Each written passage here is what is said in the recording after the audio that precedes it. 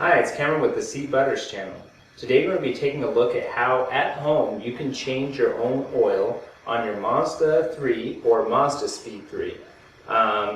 This in particular is a 2011 Mazda Speed 3 that I'm going to be working on, but I've owned other Mazda 3s and owned plenty of Mazda cars.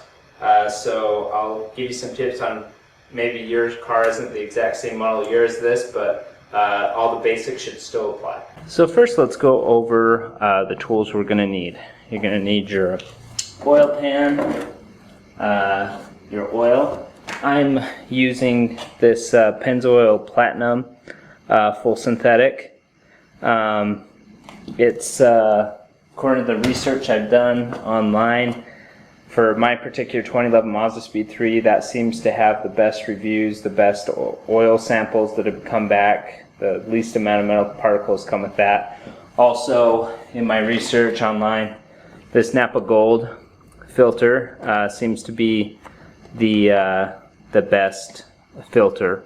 The general consensus is that. Also, Bosch is probably a good filter for this car as well. 17 millimeter wrench to get the oil plug off. And you can see over here, you can use either a jack or ramps to get your car up off the ground. I am personally going to use the jack because ramps for my Mazda Speed 3 is a little bit low and has that lower front dam on the front of the car, so it actually won't make it up the ramps without hitting the ramps first. So I'm going to go the jack route today. But if you've got a normal Mazda 3, you shouldn't have any problem with the ramps. One of the first things you're going to want to do is let the car run. If it's been sitting for a while, you may just want to turn it on for maybe 1 minute, let the oil heat up, so when you go to drain it, it's a little more viscous. It will flow out of the engine, the oil compartment, a little bit easier than it would if it was just completely cold. Okay, I've let the car warm up. So now what I'm going to do is I'm going to jack it up. So going on the underside of the car here, you can see there are some standoffs. If I can get out of the way, right there where those bolts are. You want to put it on that area right behind it. That's the place where you want to hook up a jack right there. That's kind of a better view of it. So I'll go ahead and get the jack going. Okay, so now that you've got your jack placed, what you're going to want to do is get your jack stand and have it placed a little bit behind there. So when you lift this up, you want the jack to be a little bit to the right so you have room to get the jack stand in place. So let's go ahead and pump this up.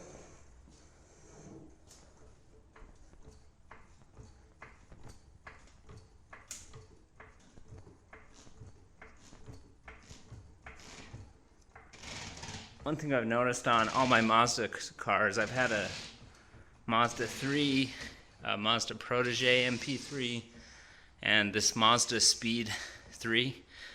And since they have really tight suspension, you can see that if you get this front off the ground, the back comes off the ground pretty much almost at the same time as the front.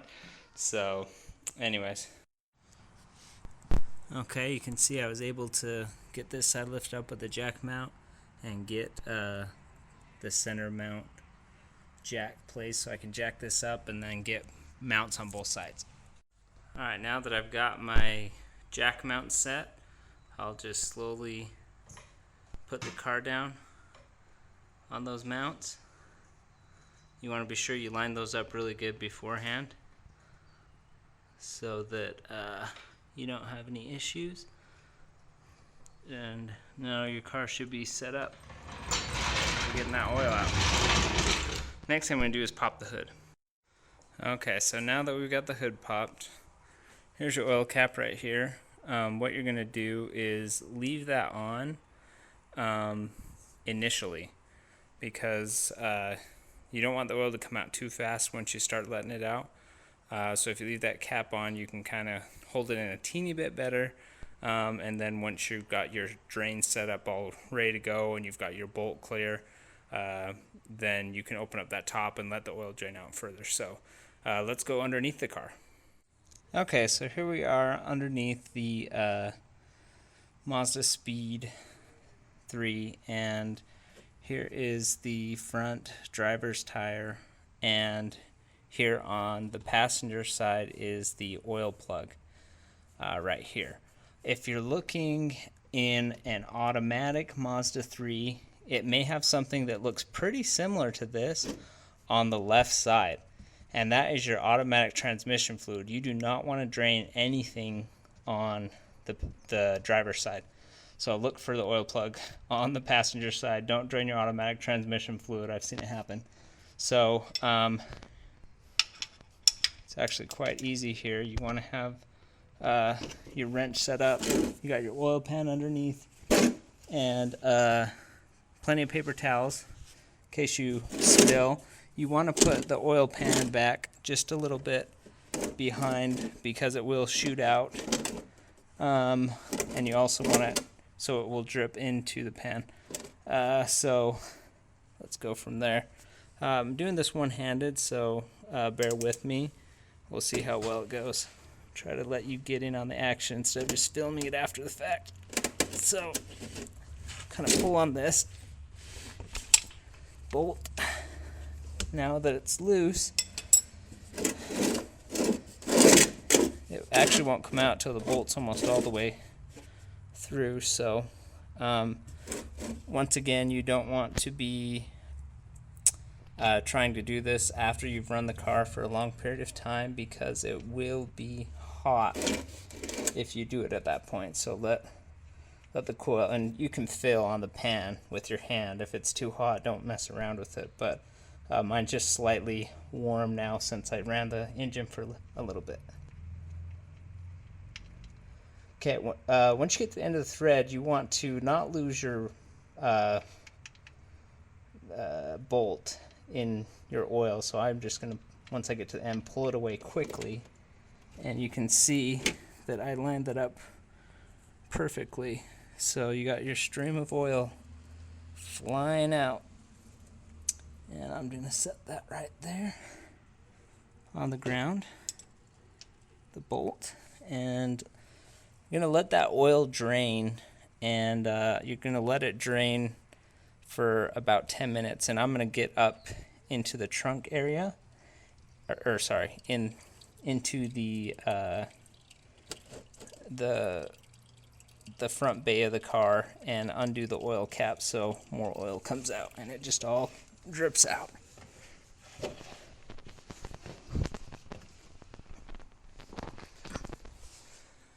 Okay, up here in the engine bay, just gonna undo that cap, take it off, and let that sit for a few minutes. It will just start slowly dripping.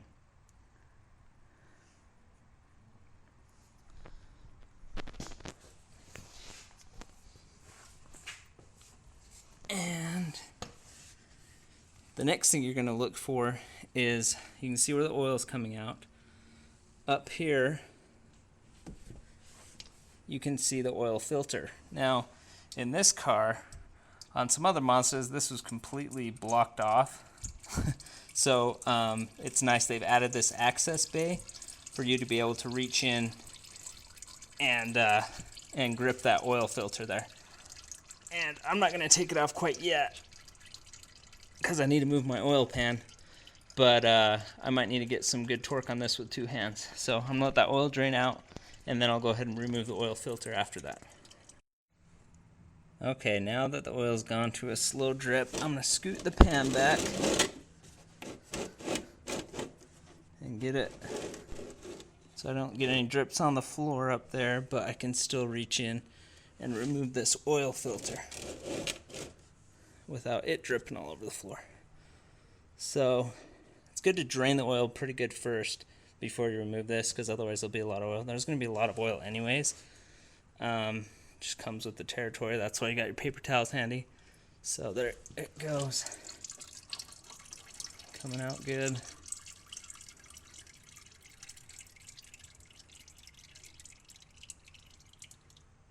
Last thing I want to do is get my camera messy. So I'm going to grab these paper towels. Get those handy.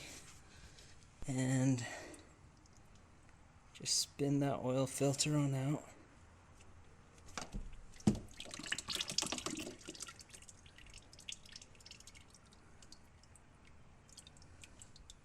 So now you got 2 holes dripping off into this pan.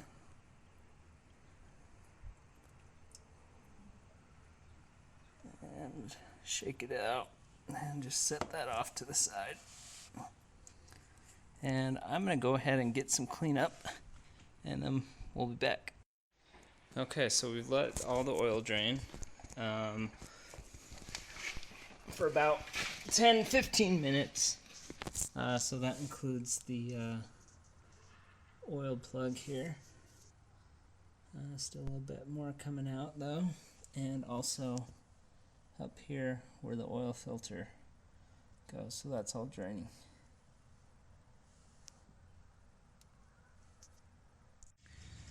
Okay, so once you've let it drain as much as possible, you can put that screw back in. Bolt, I guess is the correct term. You want to put the bolt back in before you put the oil filter on, in my opinion, because you want to lubricate that oil filter a little bit with some oil. I don't know how accurate that is or if it matters very much, but it's kind of just a tradition in my estimation. It's something I just always do, just in case. I'll show you that in a second. So I'll crank that down, not way hard, but very snug. You don't want that coming off. You could use some thread locker on that, not the hard stuff, but just a real easy grade, not a heavy one if you were worried about it. But hand tightening these bolts, I've actually never had lost one, so I think you'll be fine. So let's look at that oil filter.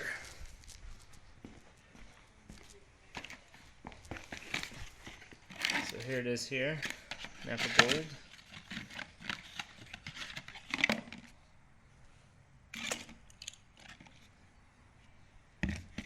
So we'll just pour a little bit of this in and let it get going. Again, I'm doing this all one-handed, so bear with me. So you want to fill it up, supposedly, I don't know how true this is, but fill it up about halfway. Get it going a little bit. And then, of course, the thing you do is spread a little bit of that oil around the sill. Once again, who knows if you're supposed to do that or if it matters, but tradition trumps all. So, nice thing about this oil filter on this car is it's completely level. It's not jutting out sideways, which makes it really nice for putting this cap back on. And let me get some light on that so you can really see what's happening. I'm sure you can imagine what's going on, but point of the video is that we see it. So we're just gonna put it right up on there.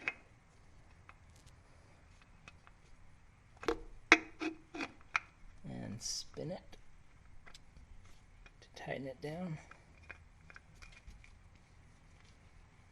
Okay,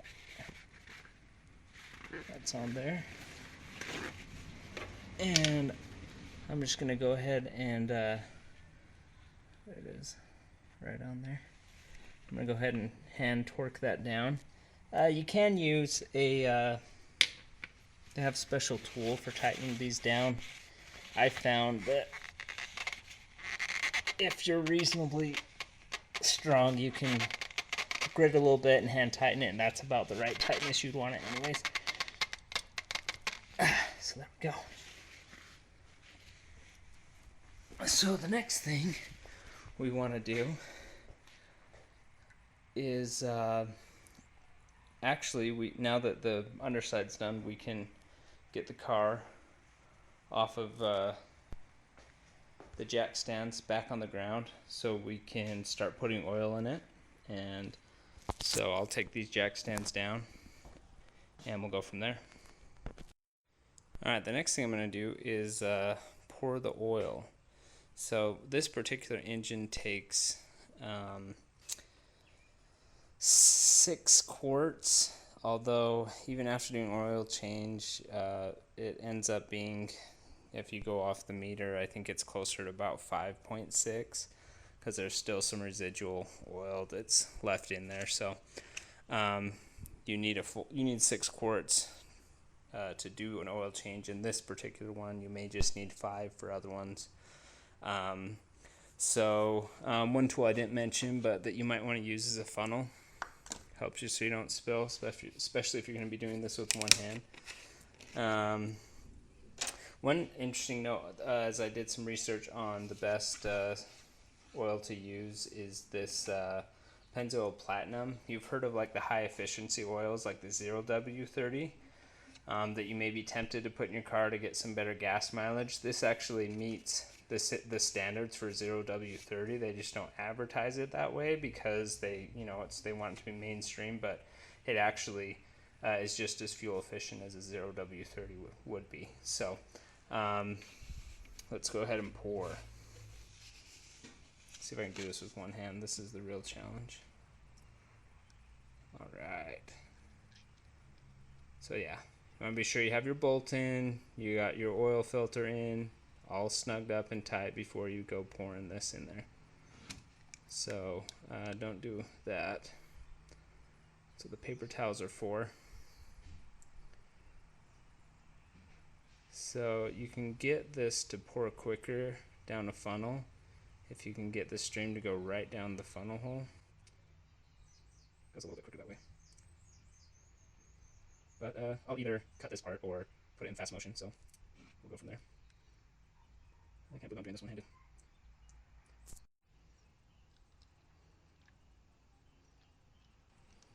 Okay, so after this we'll have our first 5 quarts down the tank. On your last quart or your last bottle, you may be doing 5 of these, 6 of these. I have the big 5 quart container, but if you're doing the smaller ones, or either way, on the very last quart, what you want to do is be checking your oil with the dipstick. So here in the front you've got this yellow little dipstick checker, and there are 2 little holes on it, and one is the high threshold and one is the low threshold. So you'll want to use a paper towel or a rag. So as I was saying, you'll want to use a paper towel and wipe that off.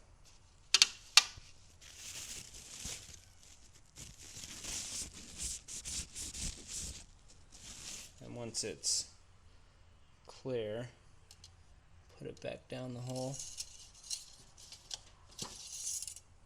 Push it all the way to the bottom and then check and see what level you're at. So mine looks good. You'll want to turn the engine over a few times and then check it again. Mine's showing kind of high right now.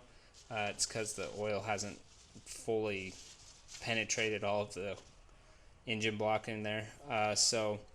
What I would aim for personally is, as long as you're between those 2 dots, you're going to be just fine in terms of oil. However, the more full your oil pan is, the less efficient your engine runs in terms of gas mileage. So I would aim for just a little bit above the low threshold personally, so you get a little bit boost in gas mileage with the exact same protection you would if you were up here. You definitely don't want to go above that dot either, because you'll just burn off your oil anyways, and your car will have to chug through a bunch more oil to run. So I would just keep it just a fourth over the low hole there. Okay, so that's pretty much it as far as changing the oil. Pretty easy. One bolt, one oil filter, screw off, and drain the oil. Put the oil filter back on, put the screw back on. Refill the engine with the right amount of oil. Be sure to take your old oil and put it in some milk jugs or any other container and take it to any auto parts store. They'll recycle the oil for you. Don't dump your oil. It's not good for the environment, and it's not good for anyone. So hope this helps you out, and be sure to keep your eye on the channel for more how-to videos. The Nexus 7 video will be up very soon, the show-off video, so keep an eye out for that. Thanks.